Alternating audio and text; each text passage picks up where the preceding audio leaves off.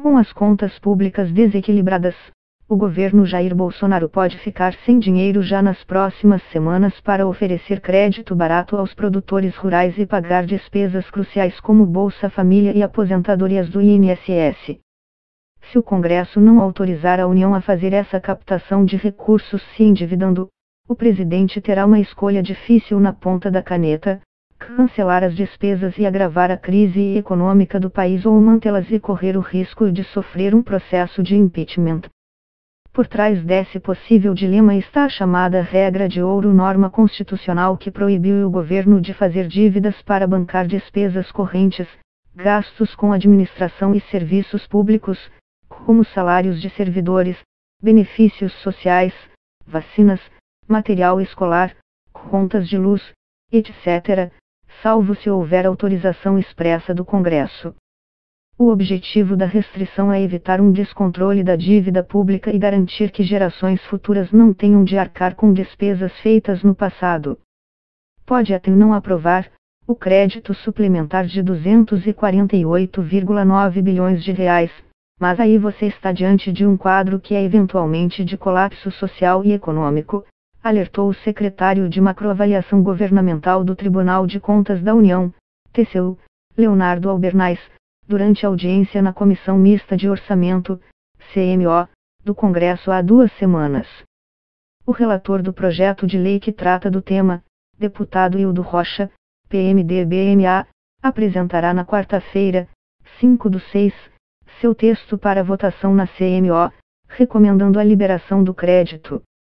A expectativa é de que o valor seja aprovado e, no mesmo dia, a matéria seja votada em sessão conjunta do Senado e da Câmara convocada pelo presidente do Congresso, senador David Alcolumbre, de EMAP. Rocha diz que o governo é o culpado pela demora na análise do pedido. O executivo solicitou autorização para o crédito extra em março, mas demorou a enviar informações solicitadas pela CMO. Estamos correndo contra o tempo, criticou. Quando o governo enviou ao Congresso o pedido de crédito suplementar de quase 249 bilhões de reais, disse que o grosso, cerca de 204 bilhões de reais, seria para cobrir as despesas com a aposentadoria do INSS. Outros 30 bilhões de reais iriam para o benefício social concedido a idosos e deficientes em situação de pobreza extrema, benefício de prestação continuada, o BPC. Eu acho que o Congresso vai aprovar, mas fica atenção até ser aprovado. Você imagina uma pessoa que recebe da Previdência, como é que ele faz com a notícia de que eventualmente no mês que vem pode não ter o benefício? Essa pessoa vai evitar consumir, vai poupar. A própria expectativa já gera um impacto econômico, explicou a reportagem o economista Manuel Pires, pesquisador do Instituto Brasileiro de Economia da Fundação Getúlio Vargas, IBRE-FGV. O secretário de Política Agrícola do Ministério da Agricultura, Eduardo Sampaio Marques, também reforçou a urgência da aprovação para garantir o planejamento dos produtores rurais.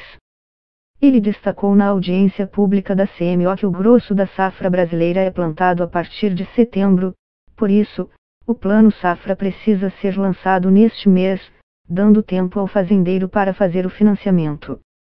Não está claro, porém, qual o valor real de dívida que o governo precisa contrair. O próprio Tesouro Nacional reviu para 146,7 bilhões de reais a necessidade de financiamento por causa de receitas financeiras acima do esperado, com operações do Banco Central e devolução de títulos públicos que haviam sido repassados ao BDS. Se o crédito não for aprovado, Albernaz, do TCU, prevê que o governo acione o Supremo Tribunal Federal para poder executar as despesas sem incorrer em crime de responsabilidade. É impensável falar recursos para BPC. Se isso acontecer, é o Supremo que provavelmente vai entrar em ação, e vai mandar pagar. E a gente vai estar na mesma situação, dívida para custear despesas correntes, ressaltou, ao defender a aprovação do crédito suplementar.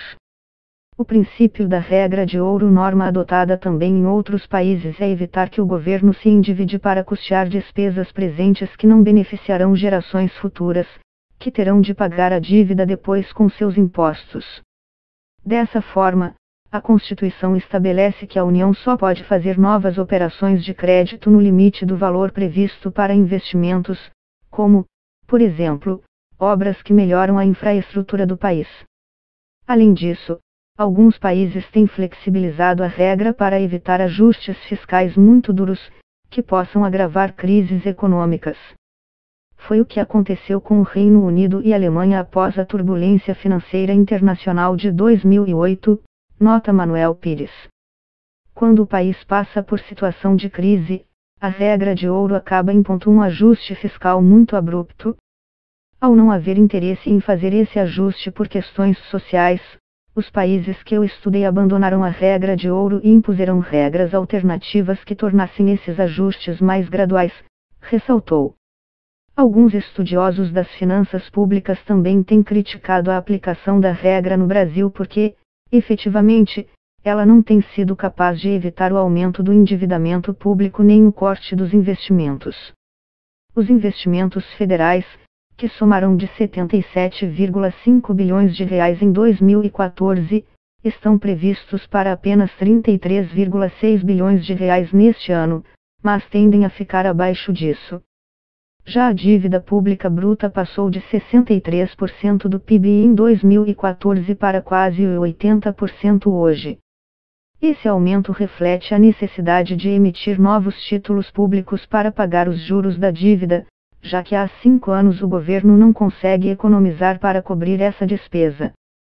A encrenca de hoje é reflexo de anos de desequilíbrio nas contas públicas desde 2014, a União tem apresentado rombos bilionários, acumulando déficit de 550 bilhões de reais em 5 anos. A previsão é de novo resultado negativo neste ano.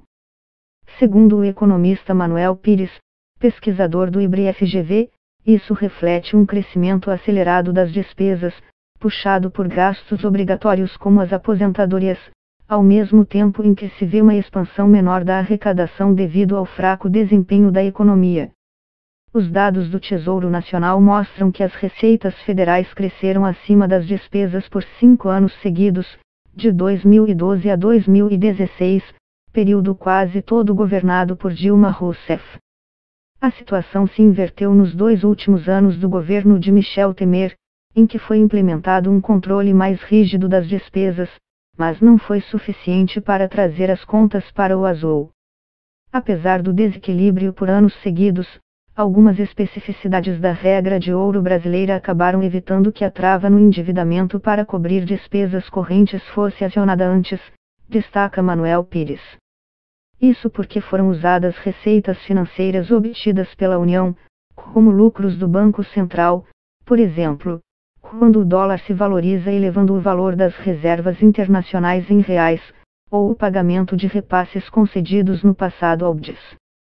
São operações que reduzem a necessidade de emissão de dívida, explica o pesquisador do IBRE.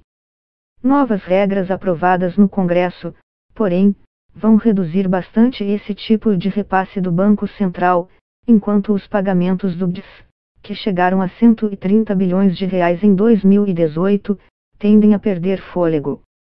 A Instituição Fiscal Independente do Senado, IFI, projeta que o governo terá de pedir créditos suplementares anualmente até 2026, quando finalmente a União deve voltar a ter saldo positivo nas contas públicas. A gente é pródigo em criar regras fiscais, mas não em cumprir as regras. Cumprir significa fazer o arroz com feijão, cortar gastos, aumentar receitas, ou fazer uma combinação dessas duas coisas, disse aos parlamentares o diretor executivo da IFI, Felipe Salto. A principal proposta do governo para controlar as contas é a reforma da Previdência, já que o envelhecimento da população tem provocado o aumento acelerado dos gastos com aposentadorias. Para Manuel Pires, um ajuste deveria também passar por medidas que aumentem a receita, com reversão de parte das renúncias fiscais, como as desonerações da Zona Franca de Manaus ou limitação do Simples.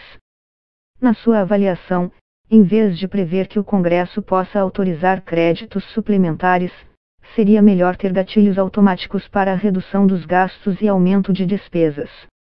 É preciso dar instrumentos para que o governo, uma vez descumprida a regra de ouro, possa voltar a controlar dívida e aumentar investimento, argumenta. Por exemplo, a Constituição poderia limitar o crescimento da folha de pessoal, gastos com contratação e salário dos servidores, pela inflação enquanto a regra de ouro estiver sendo descumprida, ou reverter as renúncias tributárias em 20%, exemplifica.